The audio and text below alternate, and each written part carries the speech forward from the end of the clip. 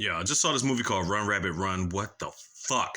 Alright, we start off with this lady by the name of Sarah, right? She got a daughter by the name of Mia. Now, she's supposed to be celebrating her birthday today. Now, people supposed to be coming over as her father, Pete, her new girlfriend, Denise, and their son, Toby. Now, we find out that their grandfather, Arthur, had passed away. They never said reasons why, probably just because he was old. So when she's about to drop her off at school, she asks if Joan would be there, and we're like, Mom's like, you never even met Joan before. So we're thinking to ourselves, this imaginary person? Who the heck is Joan? So Sarah drops Mia off at school, and then she's getting these calls from a nursing home that she keeps ignoring. The thing is, Sarah's profession is actually she's actually a nurse. She was actually doing sonograms with other people having babies and whatnot. Afterwards, she picks up Mia from school. When they get back to the house, the garage door is open. She got a bunch of boxes and stuff like that packed in away. When Mia gets to the door, she finds a rabbit at the doorstep and wants to keep it as a pet. So they end up keeping the rabbit.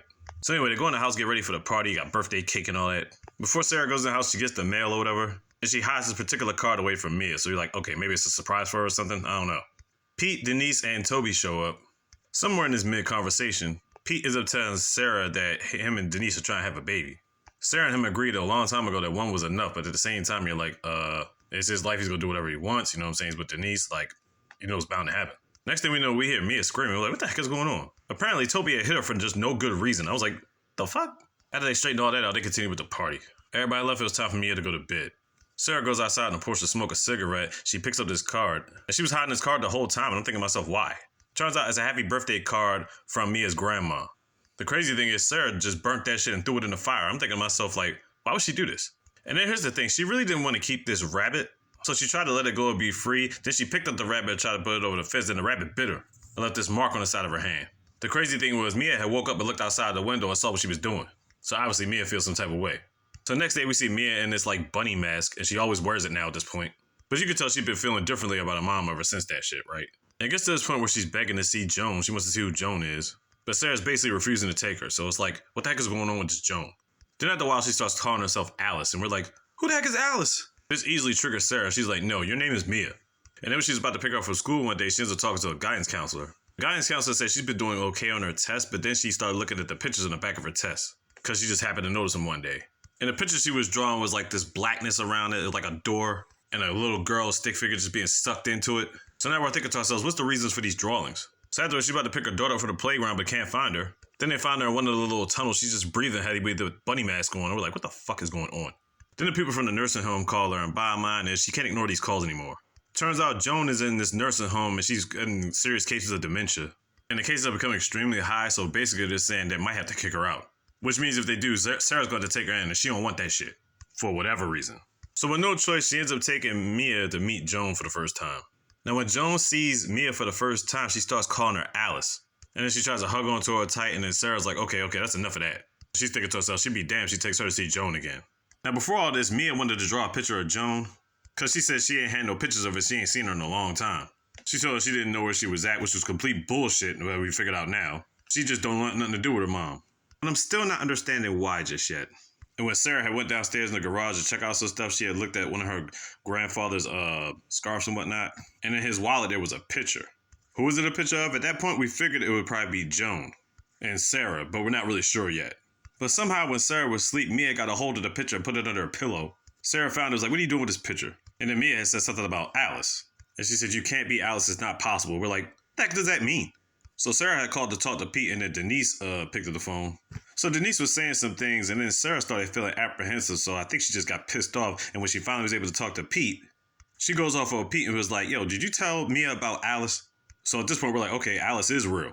And Pete starts asking her if she's doing okay and whatnot. And this conversation leads to a point you were thinking to yourself, maybe Sarah was taking some type of therapy or something. So then Sarah tries to put Mia to sleep by reading her a book or whatever like that. And then turn the pages in the book and see these crazy ass picture inside of the book. So we knew Mia drew in this book, but then she tried to deny it. Because, it's a library book. Because the picture looks like something Mia would have drew at school. And then Mia keeps trying to tell Sarah that she's Alice. And then she tells her, you can't be Alice. Because you weren't even born when she was alive. I'm like, okay, now we're trying to figure out who the fuck is Alice for real. So then the school calls again. And they're thinking that Mia might need some type of evaluation or whatever like that. They're not questioning if Sarah's an unfit mother, but you know what they're trying to get at. So to avoid all this, and to get Mia out of this mind state, they go for a drive along the coast. Now, where are they going? They go back to Sarah's old house where she used to live at, yo. Here comes the fucking drama. Mia finds the key. She goes exploring inside the house. Sarah is traumatized. She's like looking out to the other side of the coast. It's like this plateau with dry land and then there's this big ass cliff. I'm telling you, when you see the layout of this area, it looks like anybody could get away with capital punishment out this bitch. So anyway, they go inside and you see all these pictures hung up, right? There's pictures of Joan hung up, and apparently there's pictures of Alice hung up. And this is where we find out Alice was actually Sarah's sister. Alice used to have an uncanny resemblance to Mia. So Mia's picked out a room. She's like, I want to be in this room. And Sarah's like, you can't be in this room. You gotta get out of here. Turns out that room used to be Alice's room. And at this point of the movie, with the stuff that Mia is saying, you feel like she has some type of like split personality. So we're just thinking to ourselves, And by the way, they took the bunny with them too. And Mia's nickname in the movie, they call her Bunny. But before I get to this point, let's continue on. They end up taking a trip to the nursing home again to see Joan. But Joan actually calls Sarah by her name, and he actually calls Mia Mia. But now Mia's pissed off. She's like, yo, you know me by Alice. And Mia got mad at Joan, and then Sarah tried to grab her. All of a sudden, he turned around, punched her mom in the mouth. We're like, what the fuck? And then ran out the room. Now, there was a story that Sarah had told Mia before they went to the hospital to see Joan. She had told Sarah that Alice was her sister, and she had went missing when she was 7 years old. But the thing is, after she caught up with meeting up with Mia at the hospital, whatever like that, Sarah took her to this little spot. It's like this small brick hut with like an open hole at the bottom of it, right?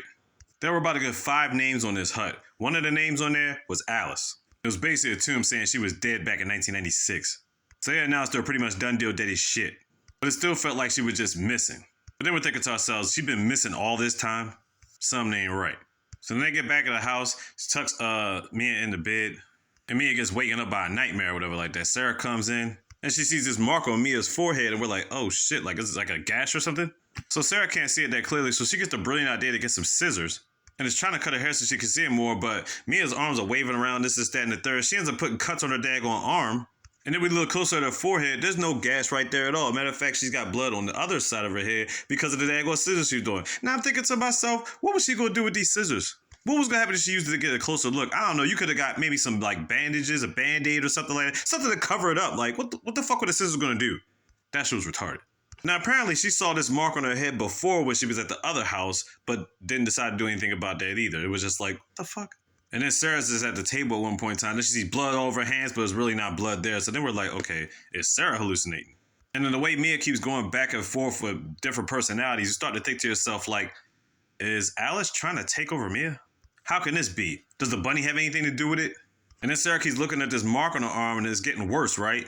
But then I'm thinking to myself, is it really getting worse? Is she really just seeing things? I mean, because she's a fucking nurse. They got antibiotics and all type of shit to make sure it got better. I mean, it was a fucking rabbit bite. So after all this time, why is it getting worse? So we get to this point, Sarah's just looking at all these pictures, right? So she dumps all these pictures in a daggone thing. She's about to toss them in the shed. And then there's this other door in the shed all of a sudden just opens up, right?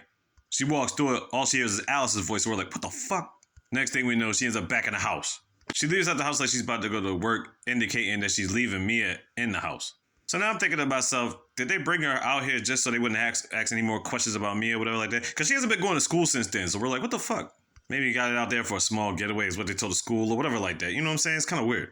Sarah comes back to the house, but she can't find Mia. She's like, what the fuck? Where did she go? So she's searching all around the premises. And once again, when you look at this premises, it looks like anybody could get away with capital punishment out this bitch. She's looking through all this grass and all these different areas, whatever like that. Then she hears heavy breathing through like a bunch of fucking trees and sticks or whatever. It's like this dark ass tunnel. Next thing you know, Mia pops up right behind her with the bunny mask on. I'm like, yo. So she gets Mia back in the house, and then we get this flashback again where she went to go meet Joan. Joan all of a sudden just spazzes out and Sarah talks about like, you're a monster. You can never take back what you've done and all this other stuff. I'm like, what the fuck did she do? So when Sarah's back in the house, she notices all the pictures are back up on where they're supposed to be at. I'm like, what the fuck? Then Sarah, for some reason, ends up going back to the shed, trying to get rid of the pictures again. Then we see that secondary shed door, which has never really been open. So the first time we thought it was open, that was all in her head.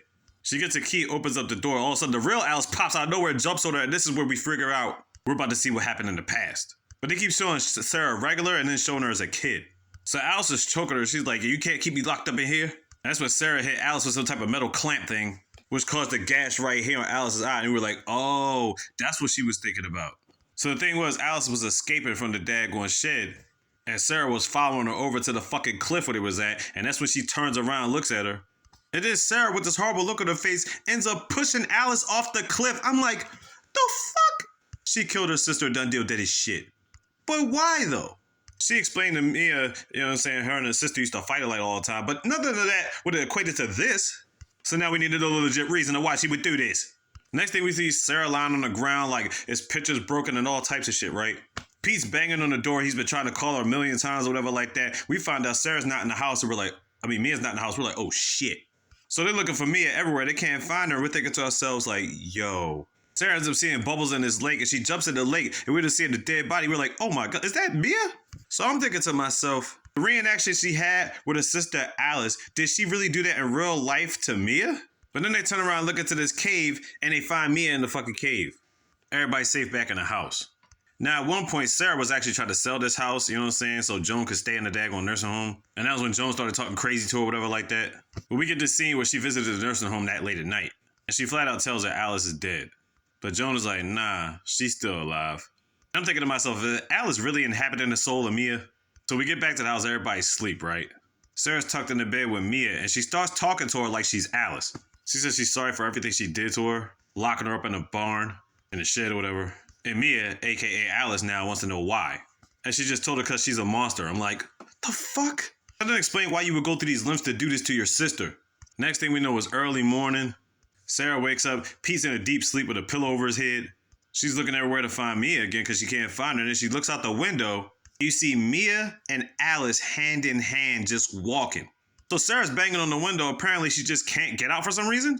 Mia and Alice look back at her. And then they look back forward like they're about to walk off the fucking cliff. And that's how the movie ends. And I was like, oh shit. I got a theory. I think everything that happened from when they found Mia in the cave didn't happen. I think the body they actually found was Mia's body. I don't think Pete ever showed up. I think Sarah actually killed her daughter Mia. That's just my theory. What y'all think though? Run Rabbit Run on Netflix. Check it out.